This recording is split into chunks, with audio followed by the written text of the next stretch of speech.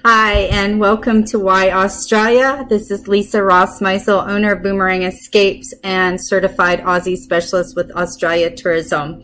Each Sunday, I come to you to bring you tips, information, general travel knowledge for all things Australia and why you should plan an Australia escape. So, one of the things we like to do is welcome new people. Thank you for joining us if this is your first time, and thank you to those who have been watching and each episode. The episodes will always live here on the Australia Travel Expert page under the Videos tab, or you can also find them on our Boomerang Escapes YouTube channel as well. If at any time you have questions regarding Australia or a trip to New Zealand or any of the other South Pacific destinations that might work in with an Australia vacation, please feel free to use the comment section below, private message me, or reach out to me via email at lisa@boomerangescapes.com. So one of the things we like to do is include our Aussie lingo lesson of the week. This is something you can also find in our weekly adventure newsletter. So you can always ask about joining that as well. So before we get started with this week's topic, my lingo lesson of the day from, lingo, is leg of lamb. Leg of lamb means a cool person and is an elaboration of the word legend. So leg of lamb means you are a cool person. All right, a legend. And that is our word of the week. You will also see it on the Australia Travel Expert page on Wednesdays. All right, we've got some technical difficulties. The cats, sorry about that. The cats like to get involved. So what I thought I would do today is do kind of a top 10 things to see in New South Wales. Earlier, we've gone over the fact that there are the states and territories of Australia. New South Wales is one of the states. It also hosts the largest population of Australians and is roughly in Sydney alone, there are 5 million Australians. So New South Wales, if we're looking at my map, is over here on the southeast, this section right here. No, it's not very close for you to see. I'm trying to adjust my camera there, sorry. But so I'm going to talk about some of the top 10 things to do in New South Wales. Not all of them are necessarily in Sydney. I will use Sydney as a reference point because that's what most people are familiar with. So to give you an idea of travel or distance time.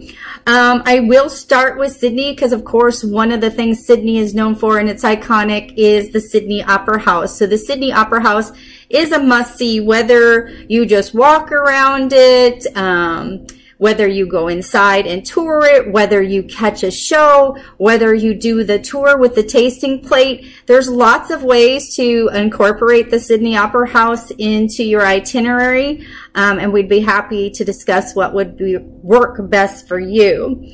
Another iconic, just like the Opera House, would be the Sydney Harbour Bridge. I recommend this climb for everybody. The views from the top of the bridge are fantastic. It is not a strenuous climb. And if you're faint of heights, scared of heights like myself, it is quite doable. So I highly recommend that. I would recommend when we book it that we either do... I'm sorry, I'm getting so much thing with the light going in and out here. This must be clouds outside. But to do the sunrise or sunset climbs are just fantastic. I've done the sunset myself. I've actually climbed the bridge a couple of times now.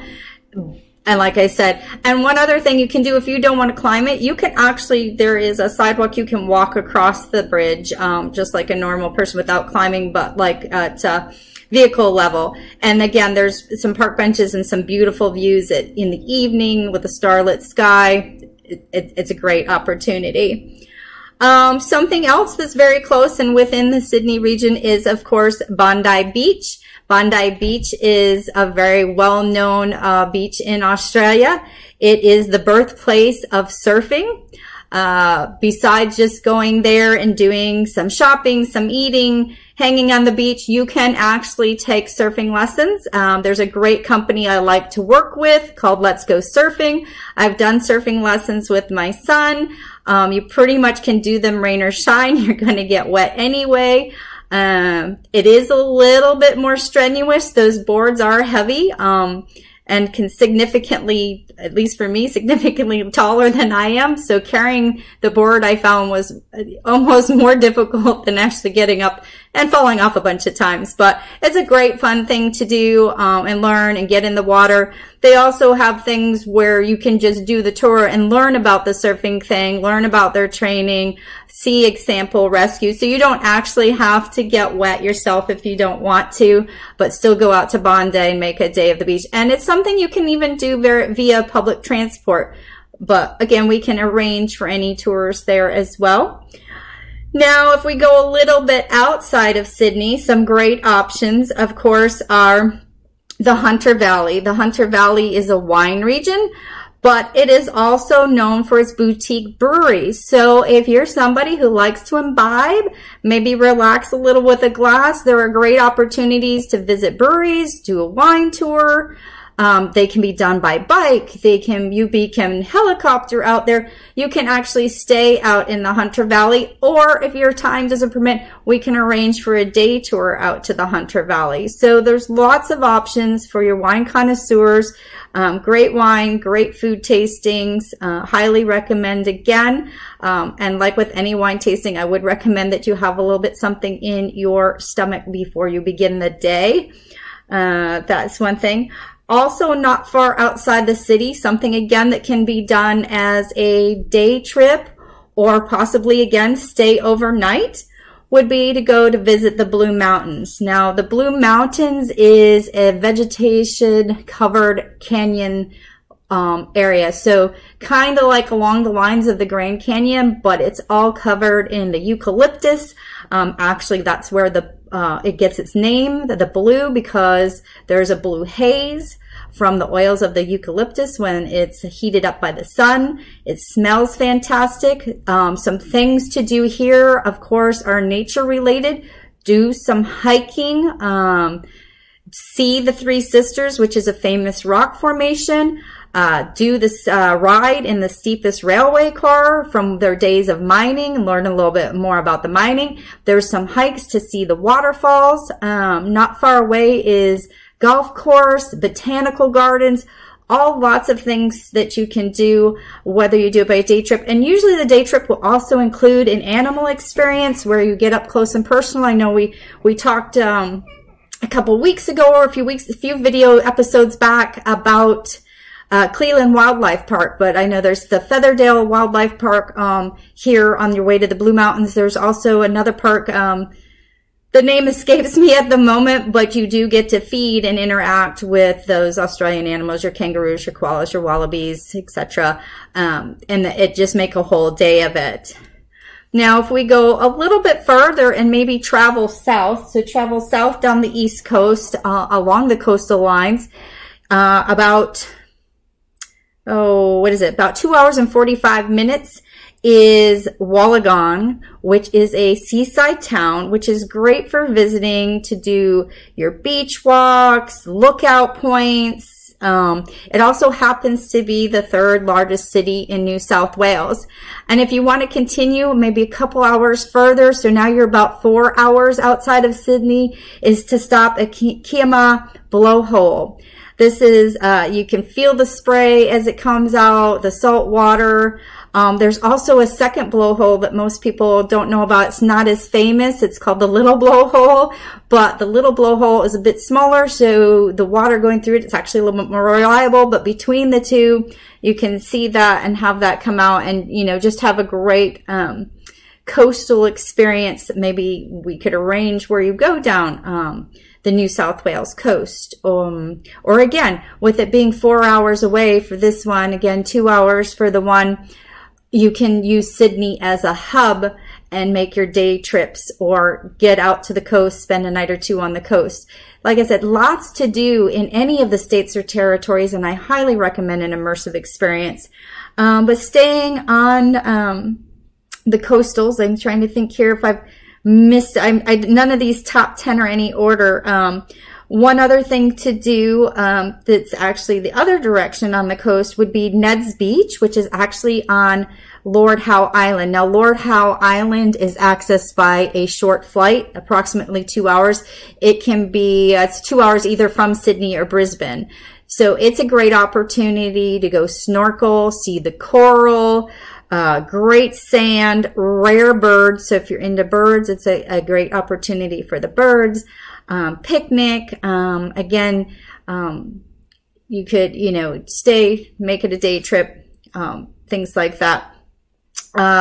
Stepping away from the beach. I know we mentioned last week when we were talking about fun facts that one of the fun facts we mentioned was that Australians invented snowmaking.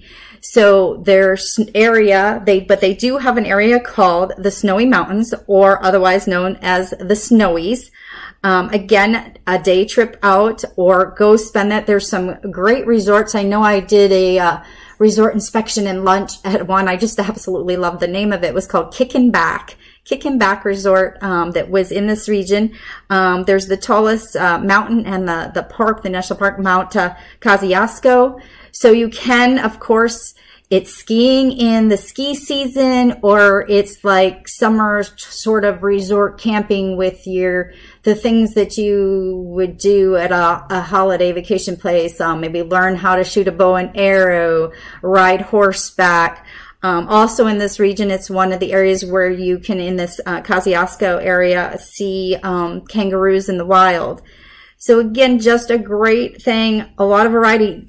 So just in those top 10, seriously, you could spend, and there's so much more to New South Wales that I'm not even mentioning. These are just some of the highlights, but just in that highlights, you could build an entire 2-week or more vacation just within New South Wales.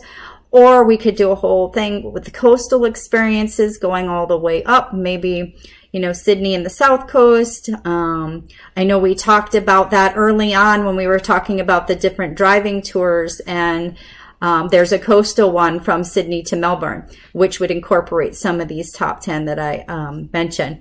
So that's just my highlights, just a quick list of some of the great things that you can do in Australia's most populated state of New South Wales, and probably the most well known because of Sydney and all the things that go on there. And of course, you could do lots of things in Sydney depending on the time of year, lots of events and things like that.